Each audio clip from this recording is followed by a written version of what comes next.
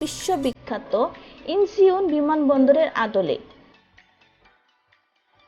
সর্বাধুনিক এই বিমানবন্দরটিতে প্রতি 24 ঘন্টায় ওঠানামা করতে পারবে 400 যাত্রীবাহী ফ্লাইট ও 200 কার্গোবাহী ফ্লাইট।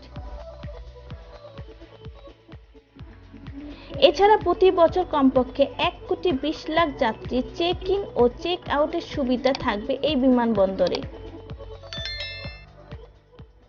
ভবিষ্যতে সুবিধা বৃদ্ধির ব্যবস্থা সহ বঙ্গবন্ধু আন্তর্জাতিক বিমানবন্দরে থাকবে sophisticated passenger terminal complex, energy saving প্রযুক্তি, সর্বোচ্চ নাগরিক সেবা এবং নিরাপত্তা ব্যবস্থা।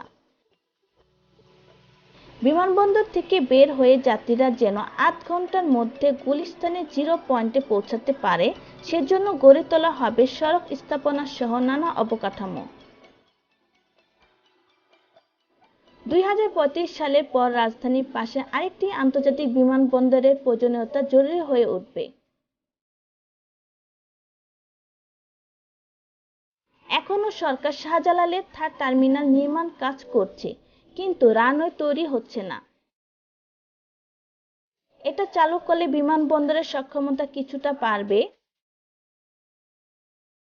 বঙ্গবন্ধু আন্তর্জাতিক বিমানবন্দর স্থাপিত হলে তা একদিকে যেমন আকাশপথে বিশ্বের সাথে যোগাযোগ ব্যবস্থা আরও উন্নত করে তুলবে, তেমনি দেশকে উন্নয়নের পথে নিয়ে যেতে পালন করবেন গুরুত্বপূর্ণ ভূমিকা।